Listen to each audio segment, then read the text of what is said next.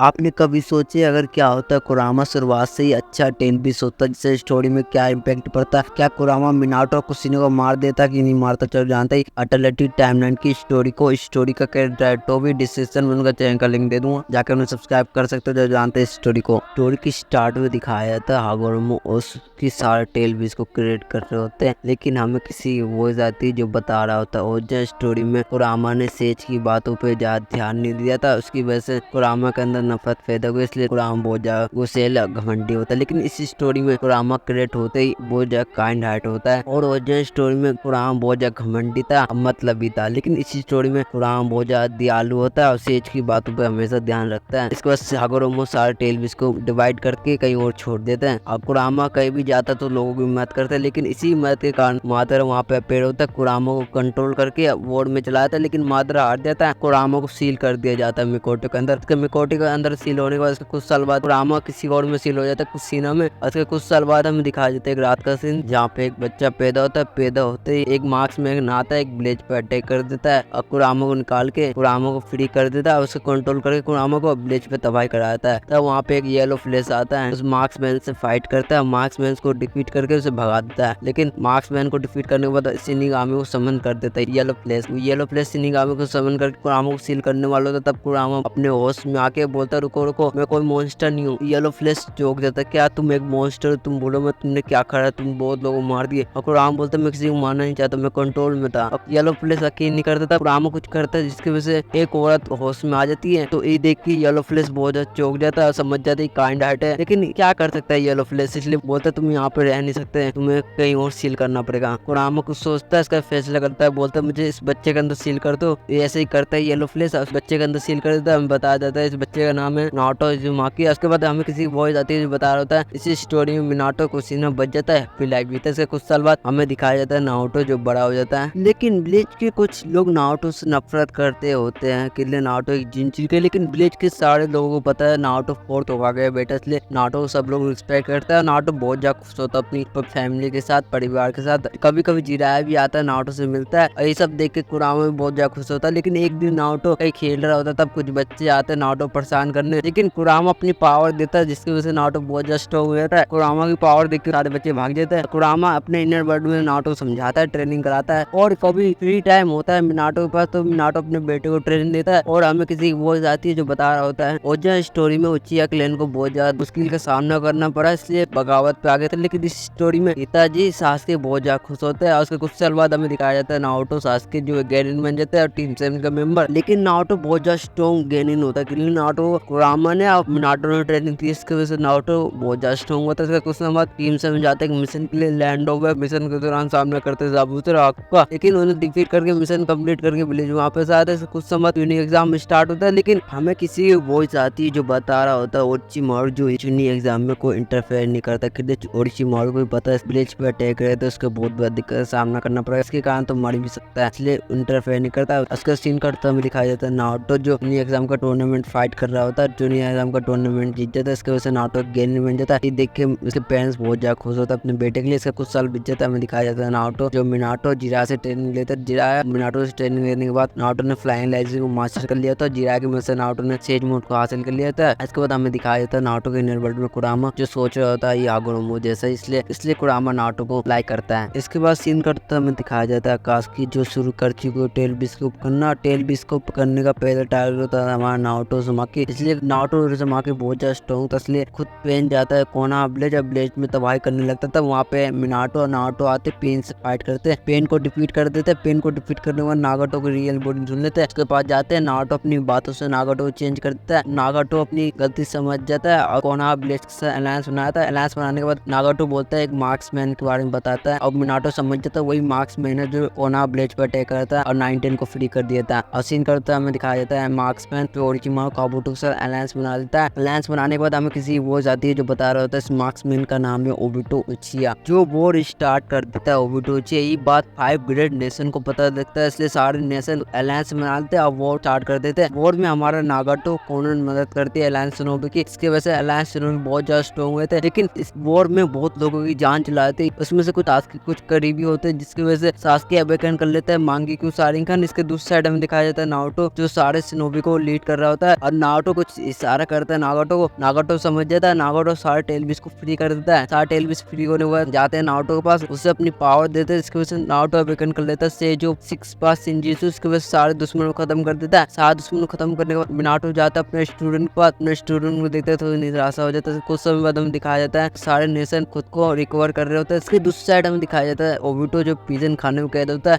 कुछ साल बाद एक दिन उसकी आते मोमोस की किसी के आते अर्थ पे, आने के बाद सामना करते हैं नारुतो का। नारुतो जिसने फ्लाइंग ब्लास्टिंग बाद शिनजुत्सु को मास्टर कर लिया होता है, जिसकी वजह से नारुतो बहुत ज्यादा स्ट्रॉन्ग था, उसकी फाइट करता है, उन्हें डिफीट कर देता है। और नारुतो समझ जाता है फ्यूचर में कुछ उसकी आने वाला है, इसलिए ओबिटो की मदद पड़ेगा, इसलिए ओबिटो को पास जाता है, उसे ऑफर देता है तुम मेरी मदद करना, फ्यूचर में कुछ उसके आएंगे और तुम मेरी मदद करोगे, मैं तुम्हारी सारी गलती को माफ कर दूंगा। ओबिटो उसके बाद पे एग्री कर देता है। ऐसे ही होता है। इसके कुछ समय बाद इसकी आता है अर्थ पे और नारुतो से फाइट करता है, लेकिन नारुतो हार जाता है, मौत करीब आ जाता है। उसी मोमेंट वहाँ पे ओबिटो आता है, उस नारुतो को बचा देता है। नारुतो ओबिटो मिलकर इसको डिफीट कर देता है। इसकी को डिफीट करने के बाद इसका कुछ समय बाद दुनिया में फिर से शांति आता है। इसके बाद नारुतो एक होकागे बन जाता है। होकागे बनने के बाद दुनिया में शांति को मेंटेन करता है। ऐसे स्टोरी एंड होती है। वीडियो पसंद आया तो वीडियो को लाइक करके चैनल को सब्सक्राइब कर देना। तब तक मैं मिलूंगा नेक्स्ट वीडियो, तब तक बाय बाय।